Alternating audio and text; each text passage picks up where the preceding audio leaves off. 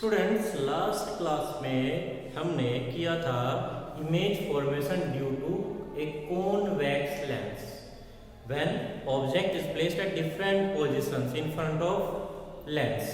आज बच्चे हम करते हैं image formation due to a concave lens. चलते बच्चे, फर्स्ट पॉइंट हमारा क्या है? When an object is placed at infinity. और बच्चे ऑब्जेक्ट कैसे ले लेते हैं? सबसे पहले पॉइंट ऑब्जेक्ट। तो फर्स्ट देखते हैं बच्चे, when a point object is placed at infinity। जब पॉइंट ऑब्जेक्ट कैसी है हमारी? इंफिनिटी पर बैठती हुई है। देखिए बच्चे क्या करते हैं, सपोज पहले एक लेंस बना लेते हैं।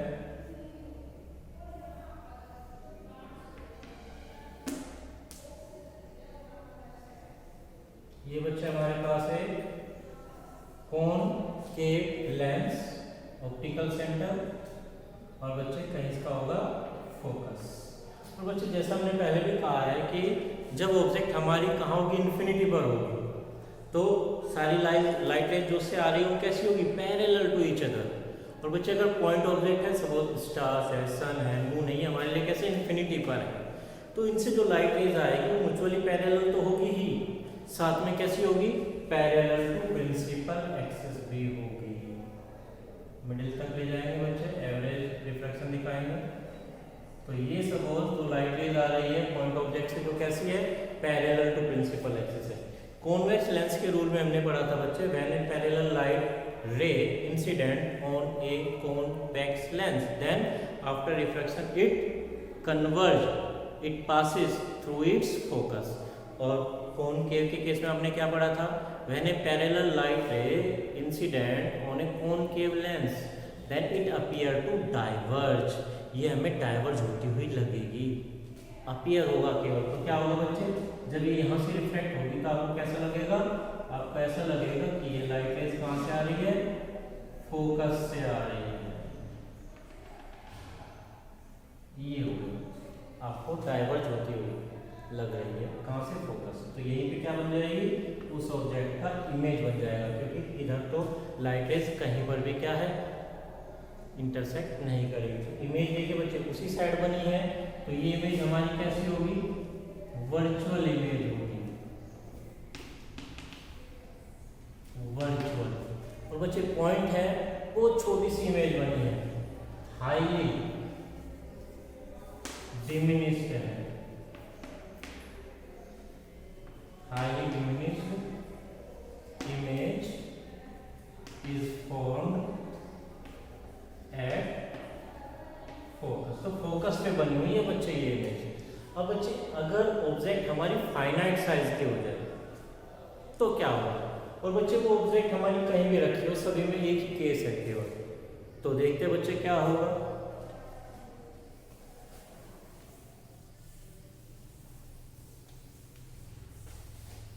Second case, when an object of finite size is placed in front of concave lens। देखिए बच्चे, इसमें एक ही केस बनता है, ऑब्जेक्ट की जो इमेज हमारी बननी है कॉनकेव लेंस में, वो कहीं पर भी रखी हो, ऑब्जेक्ट इंफिनिटी पर हो तो कहाँ बन गई? फोकस बन गई। उसके बाद आगे ऑब्जेक्ट कहीं भी रखी हो, मिरर लेंस के पास हो, दूर हो, ठीक है, क्योंकि इधर क्या है? फोकस इसका वर्चुअल फोकस है, जैसा कि हमने पढ़ा था। तो देखते उसके लिए क्या है, एक ही इमेज फॉर्मेशन से काम चल जाएगा।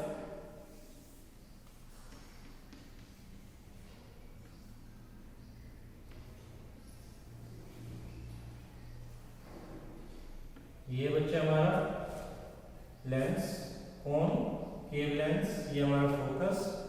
और बच्चे इसके सामने कहीं पर एक ऑब्जेक्ट रखी है, से ए बी, फाइनाइट साइज की ऑब्जेक्ट है। इमेज फॉर्मेशन के लिए क्या करेंगे? सबसे पहले आप क्या करें? एक लाइट रे ले लीजिए पैरेलल टू प्रिंसिपल एक्सिस।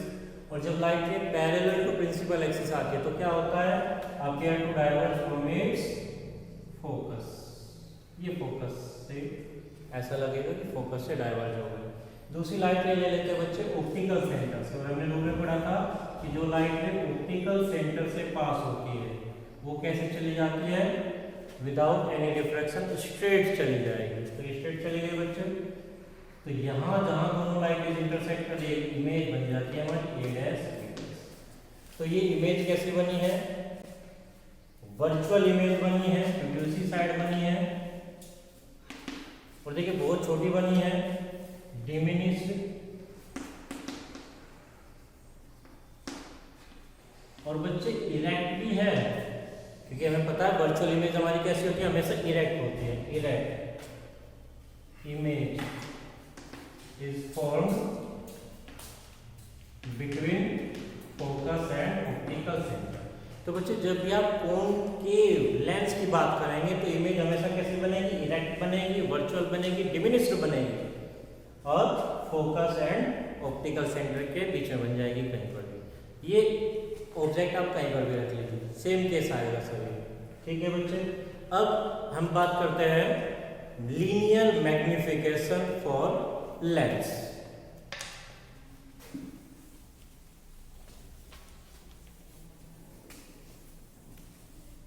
हमने मिरर्स के लिए भी किया था बच्चे लीनियर मैग्निफिकेशन, यहां भी करते हैं, सेम उसी तरह से होगा।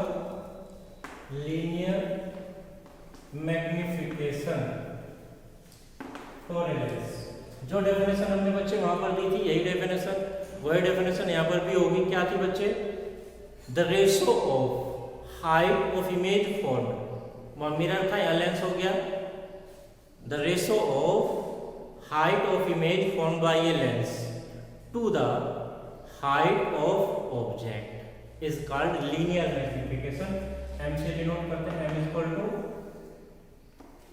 height of image formed by the lens से इसकी हाइट को लिखते हैं बच्चे h डैश से, फिर हाइट ऑफ ऑब्जेक्ट, इसको किससे डिनोट करते हैं बच्चे, h से डिनोट करते हैं। ठीक है, और फाइनली फॉर्मूला लिख देते हैं h डैश अपॉन h। तो ये बच्चे होता है हमारा लीनियर मैग्निफिकेशन। ठीक है बच्चे, अब इसके लिए हम फिर से फॉर्मूला ड्राइव करते हैं u एंड v की टर्म में। u means distance of object from optical centre of the lens, v means distance of image from the optical centre of lens. चलिए करते हैं।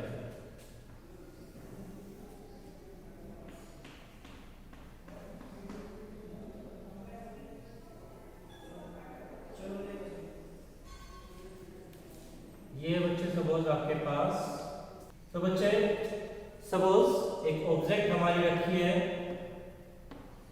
बियॉन्ड फोकस से A B of height h। ठीक है बच्चे, इसका इमेज फॉर्मेशन करते हैं। एक लाइट ले गई बच्चे पैरेलल टू प्रिंसिपल एक्सिस, जो लाइट पैरेलल जाती है वो कहां से चली जाती है, फोकस से चली जाएगी। दूसरी लाइट रे बच्चे ले लेते हैं कहां से, ऑप्टिकल सेंटर से, और जो लाइट रे ऑप्टिकल सेंटर से जाती है वो without any deviation, without any reflection straight चली जाएगी। जहां पर भी हमारी दोनों लाइट इंटरसेक्ट करेगी वहीं पर हमारी क्या बन जाएगी बच्चे, इमेज। ये हो गई हमारी image A dash B dash, और इमेज क्या है बच्चे आप कितना लिखते हो, h डैश। डिस्टेंस की बात करते हैं बच्चे, ऑप्टिकल सेंटर से ऑब्जेक्ट की जो डिस्टेंस होती है वो क्या होती है ये, और इमेज की जो डिस्टेंस होती है वो कितने लिखते हैं बच्चे, v लिखते हैं। ठीक है, अब हमें u एंड v की टर्म में लीनियर मैग्निफिकेशन देखना है कि कितना होगा। चलिए हम बात करते हैं, एक ट्रायंगल ये यूज कर लेता हूं मैं, दूसरा ट्रायंगल ये यूज कर लेता हूं। इन दो ट्रायंगल्स की बात करते हैं। In triangle o a dash b dash and triangle OAB, इन दोनों को देखिए बच्चे।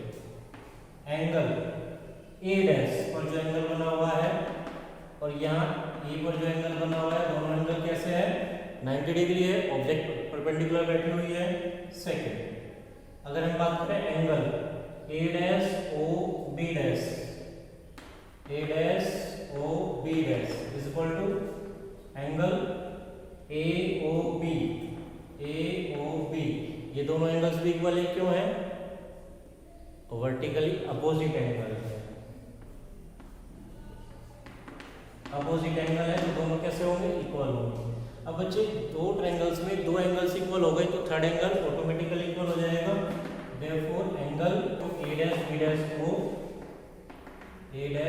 ओ इज इक्वल टू एंगल क्या लिखे बच्चे? B A dash A B ओ।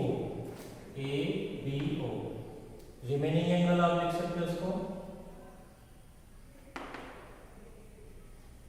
तो बच्चे देखिए क्या हुआ, दोनों ट्रायंगल्स कैसे आ गए? इक्वल। दोनों के तीनों एंगल्स सेम आ गए, और जब तीनों एंगल सेम हैं तो क्या होगा? दोनों ट्रायंगल्स कैसे होंगे? सिमिलर होंगे। Therefore triangle O A dash B dash is similar to triangle O A B. और बच्चे जो दो सिमिलर ट्रायंगल्स की कोरस्पॉन्डिंग साइड्स का रेशो इक्वल आया करता है। ठीक है बच्चे, तो वो कर देते हैं। देखिए कोरस्पॉन्डिंग साइड्स इक्वल हो, रेशो एक होगा ए डैश बी डैश, एक side corresponding side A B upon A B is equal to O A dash upon O A. ठीक है बच्चे, अब इनकी वैल्यूज रख देते हैं। ए डैश बी डैश क्या है? एच डैश कहाँ है? नीचे को मेजर हो रहा है तो माइनस एच डैश। फिर ये ए बी अपवर्ड मेजर हो रहा है मीन्स एच। यहाँ ओ ए डैश राइट साइड में जा रहा है तो कैसा है? प्लस वैल्यू होगी plus B. O A dash इधर जा रहा है नेगेटिव में तो क्या होगा? Minus you. ये माइनस कैंसिल हो गया तो क्या बच गया बच्चे? एच डैश अपॉन एच हमने क्या लिखा है? Linear magnification. तो क्या बन गया? m is equal to v upon u। तो ये बच्चे आ गया आपका v upon u, linear magnification in terms of distance of object and distance of image. यहाँ बच्चे थोड़ा सा वर्क और कर लेते हैं इसमें।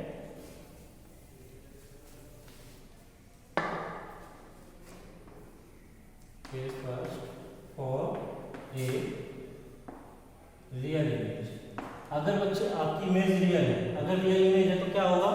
इमेज हमेशा लेंस के दूसरी साइड बनेगी। ठीक है, और जब दूसरी साइड बनेगी डिस्टेंस किधर को मेजर होगी? राइट साइड में। राइट साइड में डिस्टेंस हमारी कैसी होगी? पॉजिटिव। v कैसा लिया जाएगा? पॉजिटिव। और u हमारा कैसा होगा? u होगा नेगेटिव। तो बच्चे मैग्निफिकेशन क्या आ जाएगा? m is equal to v कैसा? पॉजिटिव, u कैसा? नेगेटिव। तो कैसी वैल्यू आ गई? नेगेटिव वैल्यू आ गई आपकी लीनियर मैग्निफिकेशन की। तो रियल इमेज के लिए मैग्निफिकेशन कैसा होगा? नेगेटिव होगा। या नेगेटिव से आप एक मीनिंग और ले सकते हो कि जो हमारी इमेज है वो कैसी है? इन्वर्टेड इमेज है। फिर केस सेकंड देखते हैं बच्चे वर्चुअल इमेज के लिए। फॉर ए वर्चुअल इमेज, अगर आप वर्चुअल इमेज की बात करते हैं बच्चे, वर्चुअल इमेज में जो इमेज है किधर बनेगी? हमने कौन केव के केस में देखा और कॉन्वेक्स के क्लास केस में देखा था। इमेज हमारी किधर बनी थी? जिधर हमारी ऑब्जेक्ट रखी थी सेम साइड में बनी थी। दैट मींस v की वैल्यू भी कैसे होगी? नेगेटिव होगी। u का वैल्यू भी कैसा होगा? नेगेटिव होगा। Therefore m is equal to v को भी आपने माइनस रखा और u को भी आपने क्या रखा? माइनस रखा। तो फाइनल वैल्यू कैसे आ जाएगी? पॉजिटिव। मींस वर्चुअल इमेज अगर बनेगी आपकी तो वर्चुअल इमेज के लिए क्या होगा? मैग्निफिकेशन का वैल्यू कैसा आ जाएगा? पॉजिटिव आएगा। ध्यान रखेंगे बच्चे, न्यूमेरिकल क्वेश्चंस में इससे हमें बड़ी हेल्प मिलेगी। ठीक है स्टूडेंट्स, आज की क्लास में टॉपिक करते हैं, नेक्स्ट क्लास में हम दूसरे टॉपिक्स करेंगे इसी चैप्टर से। ओके।